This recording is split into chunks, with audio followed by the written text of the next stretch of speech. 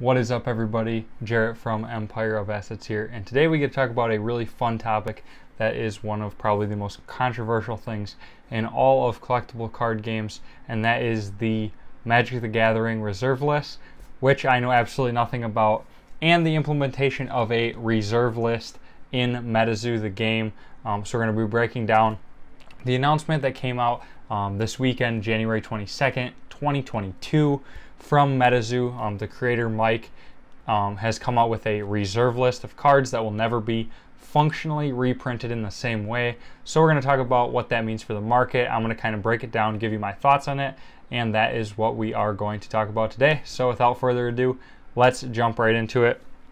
Obviously, gut reaction if you do follow Magic, which I do only because I watch Rudy from Alpha Investments.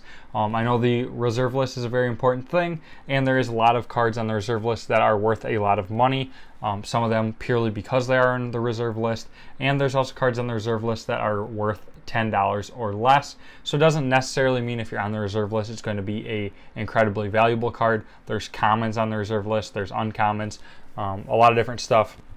I don't know a ton about that. If you do know a lot about the reserve list, and anything I say today doesn't seem to quite match up with what the Magic the Gathering reserve list is, please feel free to comment down below and correct me on anything. Like I said, I'm not a big Magic the Gathering person. It's too old for me. Came out well before I was born. So don't know a ton about it, but I am going to apply what I know about it to Metazoo. So the announcement came out today that the following cards will never be reprinted in a functionally identical form. So what does that mean? To me, that basically means that there will never be another version of that card printed with the same text. A good example of this is like the Chaos Crystal. I don't have one handy. It's in my binder. I don't want to grab it. But the Chaos Crystal basically lets you tap it to generate three, I believe it's aura of any kind. Gosh, I hope I'm not saying that totally wrong. I think it's aura, because there's two different ones, but I'm almost positive it's aura. So you tap that, you get three aura of any kind. This means that a Chaos Crystal will never be reprinted that lets you tap it to generate 3 mana of any kind ever again. Seems kind of important. However, there's a couple things I want to break down. The first of one is the age-old question: how many people are actually playing the game? If you look at something like Pokemon, a tiny percentage of players are actually playing the game, and now with the trading card game online, I think even less people are actually building decks, particularly in the environment we're in with COVID. It is kind of ramping back up again. Some in-person events are getting canceled, and it's probably just a lot easier to go onto the online game, build yourself a deck, and play without getting close to anybody so that you can't catch germs and your events can't be canceled and you don't have to travel outside your own home. Definitely a lot of benefits to that. Metazoo also has an online simulator in the tabletop simulator on Steam. You can get the online version and you can play there without needing an actual physical deck. So there's one reason that I don't think a ton of people are playing with physical cards. Another is that it seems to be a largely collectible card game. I think it straddles between Magic the Gathering and Pokemon. I've heard a lot of people say that it is a pretty fun, easy game to play, but I don't think it's ever going to achieve the same level of playability that Magic did, and I think it's going to be a more collectible. So let's say that it is important to those collectors that they have a Chaos Crystal.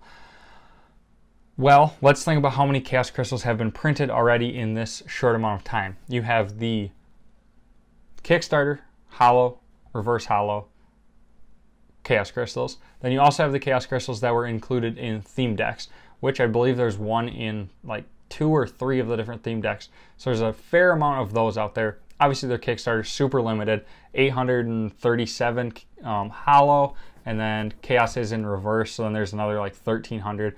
Call it about 2,000 printed in Kickstarter. Then you go to first edition Cryptid Nation printing, there is going to be 10 times that number, so call it 20,000 printed, so up to 22,000 plus all of the theme deck ones. We'll say just 10,000. I have no idea what the actual number is, but maybe even less than 10,000. Let's drop it down to like 5,000 because I think that's a pretty good number. There's 500 of each. I think there's one Chaos included, and then there's 5,000 of each. So actually be like 5,500. So that puts us up to, what is that, 27,500 Chaos Crystals. And then we hit big bad second edition Cryptid Nation, which was double that of, is it double? No, I think it was 4 times as big as that, which would be like 80,000, or maybe a little less than that. My math's probably not great, but you get the point. There's probably roughly 100,000 chaos crystals out there, and if you're playing the game, I don't think you care too much if you have a hollow or a reverse hollow or a non-hollow. You can go on eBay right now and buy a non-hollow chaos crystal for $5. I just don't see this driving up prices of hollow chaos crystals when all the players are going to absorb the non-hollows because they're so much cheaper. You only need 1 per deck. It's not like a card that you need 10 of to have a viable deck. So there's that. And there's also the fact that these games always seem to have some sort of power creep or some sort of transition in what cards you can use. I do believe there's Magic formats that you can play that do use old style of cards, but if you're playing the most up-to-date current with the sets that just came out, I don't think you can use a Black Lotus from 1993. Just like in Pokemon, every once a year or maybe twice a year, they rotate out the format and you have to play with the new cards and you can no longer use the old cards. Obviously, this is going to happen. It's going to happen in every card game. Power creep is a real thing in every game. It's incredibly hard to not have power creep. And even if you don't, let's say Chaos Crystal is one of the greatest cards of all time, it's probably going to get rotated out eventually. So just with a combination of those factors, I just don't see it driving up the price a lot. First of all, you have the true collectors, which are going to go for Kickstarter, hollows, reverse hollows, then probably first edition hollows and non-hollows. And then maybe, last but not least, you have second edition hollows for maybe the collectors that are on a lower budget. I think right now those are under $20. So if you're trying to build a full set, second edition is an absolutely great place to start for a kid or a new collector or somebody that doesn't have a lot of money.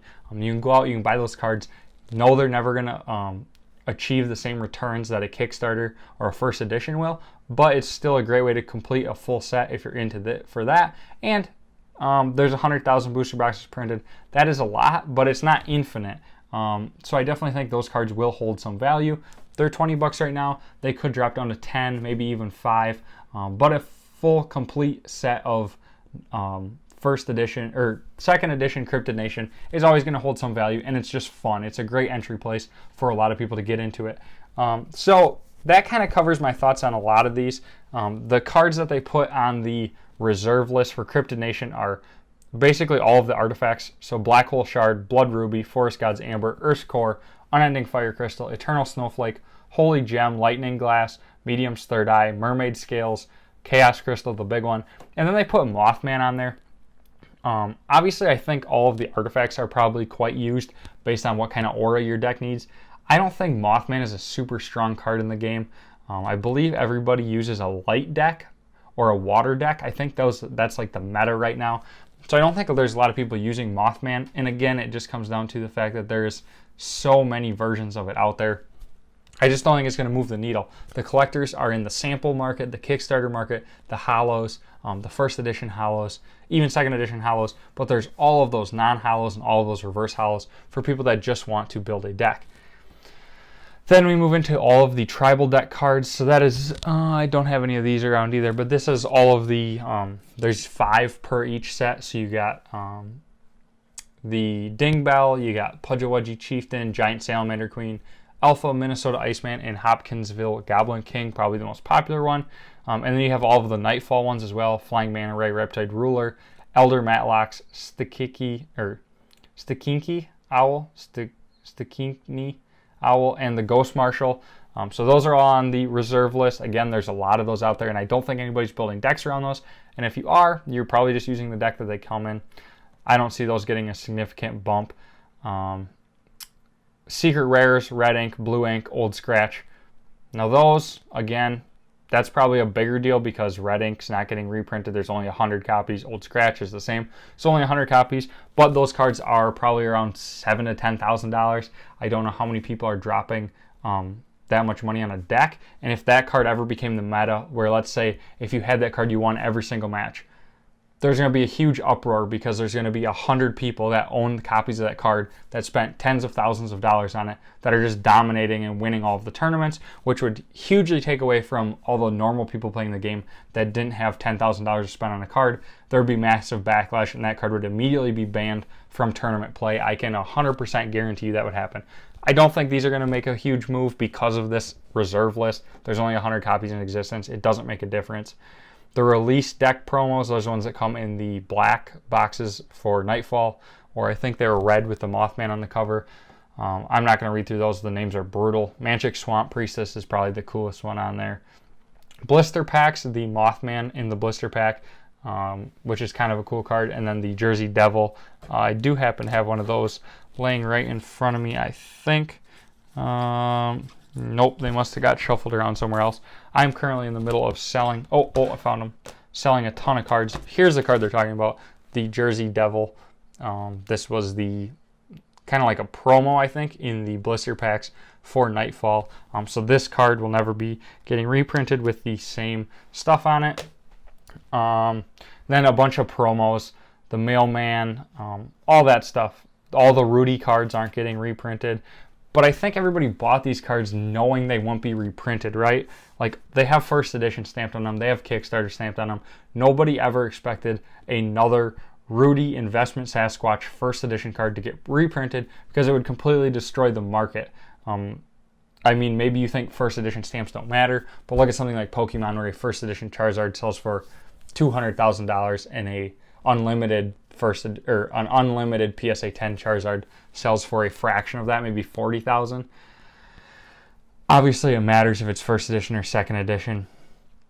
This is just I don't know. I feel like it's kind of smoke and mirrors here, to be honest. I just don't think it's going to move the needle a ton. However, markets are sometimes not very rational.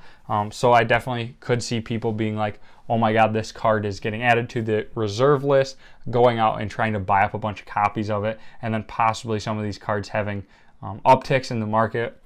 In the grand scheme of things, I don't think it should do anything, and it doesn't seem like right off the bat I'm seeing anything crazy happening. There's not like a ton of sales going through. There's not a big volume spike in a lot of these cards, and I don't think prices have shot up too incredibly high. So it'll be really interesting going forward to see what happens. But I think between the combination of the collectors versus players market, the cards having so many copies already available, and the collectors and players going after two different versions of almost all of the cards, and then also the fact that I think it was kind of baked into the card when you put a first edition stamp on it that's not going to get reprinted. I just don't think this reserve list is going to move the needle a whole lot. Let me know what you guys think down in the comments. Do you think this reserve list is going to make a difference, or do you think it is just going to be business as usual for the Metazoo market? Thank you guys for watching. As always, if you're not subscribed, go ahead, hit the subscribe button. Helps me out a lot with the channel. But otherwise, thanks for watching, and I will catch you guys in the next video.